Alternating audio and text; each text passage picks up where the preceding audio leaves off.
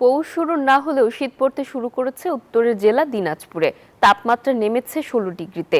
রাতে বাড়ছে ঠান্ডা, সকালে কুয়াশাও থাকছে বেশ কিছু সময় ধরে। আবহাওয়া অফিস বলছে চলতি মাসের শেষ ভাগে এই অঞ্চলে শীতের তীব্রতা বাড়বে। ফখরুল হাসান পলাশের তথ্যচিত্রের ডেস্ক রিপোর্ট।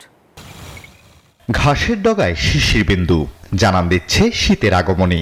পৌষ শুরু হয়নি এখনো, মাঝ হেমন্তেই বইছে হিমেল হাওয়া।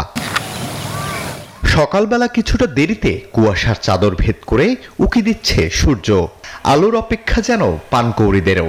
সবুজ ঘাসের উপর দেখা যায় কুয়াশার সাদা আস্তর। উত্তরের জেলা দিনাজপুরের দুয়ারে কড়া নাড়ছে শীতকাল। হিমালয়ের পাদদেশে হওয়ায় এই জেলায় শীতের প্রভাব অনেকটাই বেশি থাকে।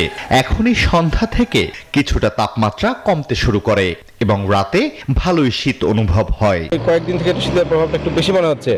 আর রোদ সাধারণত এখন উঠতেছে, যদি রোদ উঠে তাহলে শীতটা একটু কম হবে, কিন্তু রোদটা যদি বন্ধ হয়ে যায় তাহলে আশা করা যায় শীতের প্রকোপটা একটু বাড়তে পারে আর কি। হঠাৎ করে শীত পড়ে আছে, গরম থেকে আমরা অনেকটা আরাম পাচ্ছি।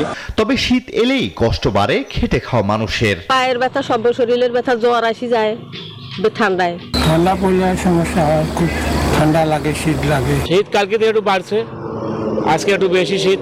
আগামী 2-1 দিনে তাপমাত্রা কিছুটা কমবে বলে জানিয়েছে আবহাওয়া অফিস।